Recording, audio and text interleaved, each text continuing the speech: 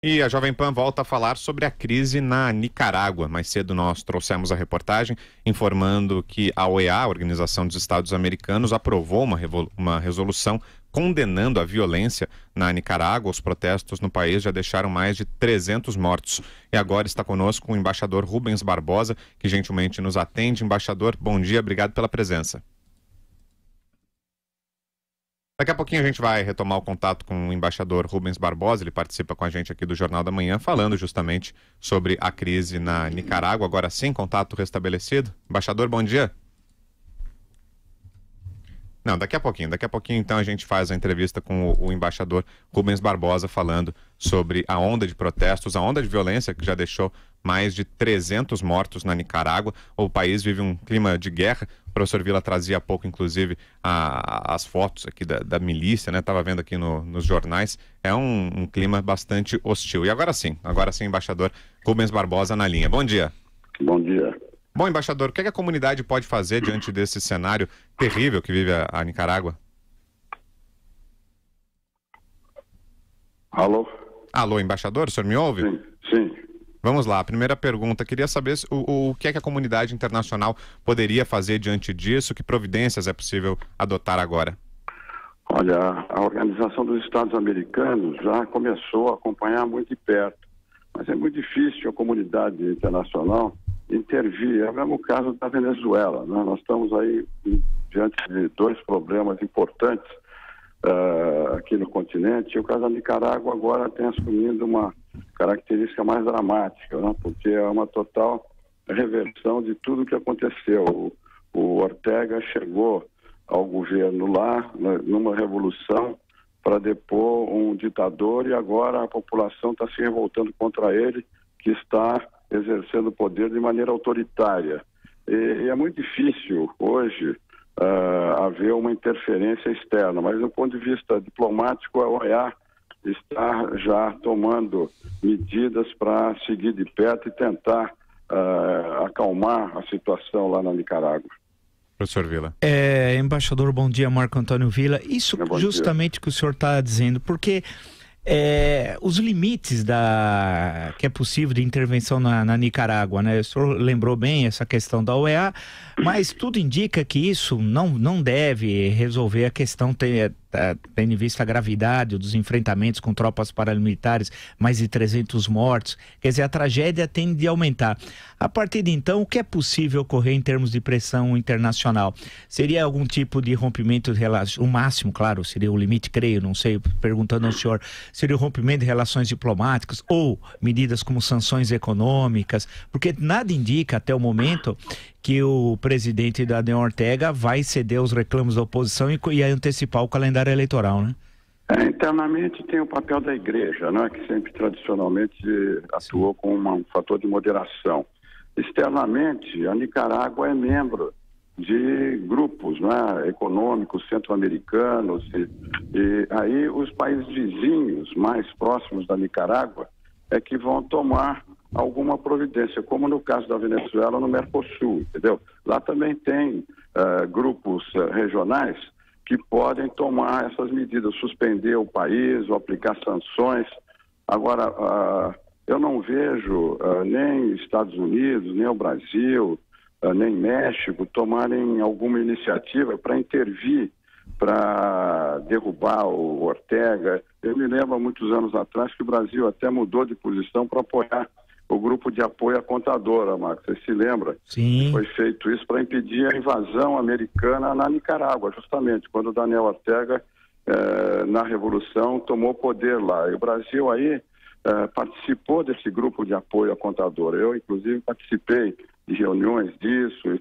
Agora, talvez, como no caso da Venezuela, que tem esse grupo de Lima, né, pode ser que haja uma iniciativa para se formar um grupo que interfira e possa fazer pressão para que o governo do Daniel Ortega diminua essa violência que ele está aplicando lá, com muitas mortes e que aparentemente não cede, né, como você disse. Embaixador, qual seria o limite do terror num país para que houvesse uma intervenção dessa hoje? Olha, isso é muito subjetivo, né? No caso da Venezuela, a situação esteve muito pior e o Mercosul tomou essa decisão, aplicou a cláusula democrática para suspender a Venezuela do Mercosul. Eu acho que o limite já lá na Nicarágua já chegou, né? Até ultrapassou, mas eu acho que quem deve tomar ou quem vai poder tomar alguma medida contra a Nicarágua são os países vizinhos lá. Agora, como são países muito frágeis, né, débeis politicamente, economicamente, até agora que eu tenho acompanhado, eu não vi nenhum movimento forte nesse sentido. Eu acho que vai ter que sair por aí, por uma solução regional de punição ao governo da Nicarágua. Agora, e as sanções econômicas, embaixador, elas funcionam? Qual a efetividade dessas medidas? Olha, que você vai tomar sanção econômica contra a Venezuela, contra a Nicarágua em quê? É um país pobre, é um país que não é um grande exportador. Você vai prejudicar ainda mais a população. Essa questão das sanções é muito delicada porque você não prejudica o governo, que o governo tem a força armada, tem a violência, tem todos os meios para poder impor a sua vontade, a sua lei. Agora, a população, o povo é que mais sofre, né? Na Nicarágua, eu acho que talvez ainda a igreja tenha um papel importante nisso. E na América Central, o México, que poderia tomar alguma medida, está num período de transição, fim de governo, com a passagem para um novo governo, que a gente não sabe o que vai acontecer. O Brasil está da maneira que a gente sabe, sem capacidade de uma grande iniciativa externa. E os Estados Unidos, quando querem intervir pela força, quer dizer, sem nenhuma possibilidade, nenhum respaldo de nenhum país aqui da região. Acho muito difícil uma intervenção externa que não seja a partir dos próprios vizinhos, com medidas de suspensão da Nicarágua, dessas reuniões, mas sanções eu acho que vai prejudicar mais o povo do que o governo. Embaixador, aproveitando a sua experiência num plano interno, num plano maior, essa fragilidade é também da ONU. Isso quer dizer que o sonho morreu de criar-se uma organização que possa interferir?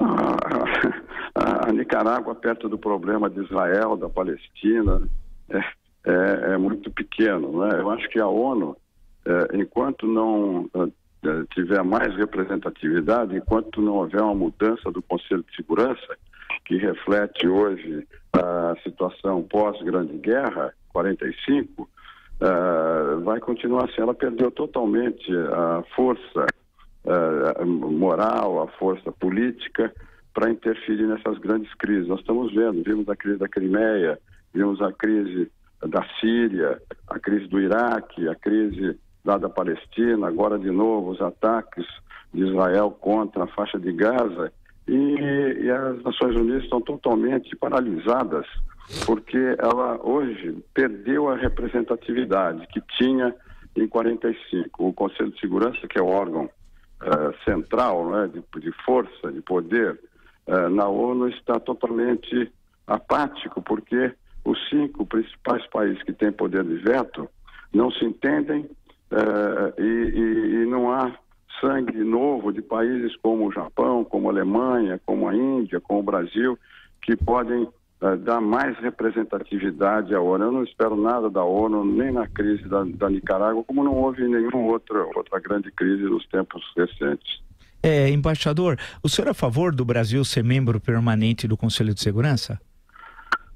Eu acho que o Brasil, quando os Estados Unidos mudarem de posição e permitirem que os membros permanentes sejam aumentados e que haja uma reforma do Conselho de Segurança, o Brasil, se a gente colocar a casa em ordem, como a gente espera que possa acontecer depois dessa eleição, e o Brasil volte a ter uma voz importante no concerto internacional, o Brasil, junto com a Índia, com a África do Sul, com o Japão, com a Alemanha, vai ser chamado para integrar o Conselho de Segurança. Agora, eu acho que o Brasil não deve fazer campanha, porque nós não temos peso, e sobretudo agora na situação que a gente se encontra, a gente não tem dinheiro nem para pagar organismos internacionais, como é que a gente vai querer pleitear a entrada no Conselho de Segurança? Mas, felizmente para nós, esse assunto não está na pauta e está sendo jogado para adiante. Eu espero que quando a gente se recuperar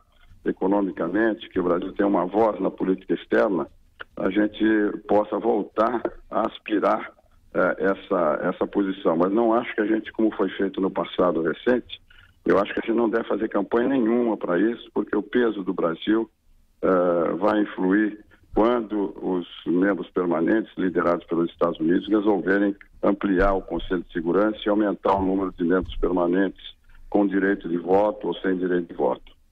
Muito bem, ouvimos aqui no Jornal da Manhã o embaixador Rubens Barbosa falando sobre a crise na Nicarágua. Embaixador, obrigado mais uma vez, um bom dia. Muito obrigado.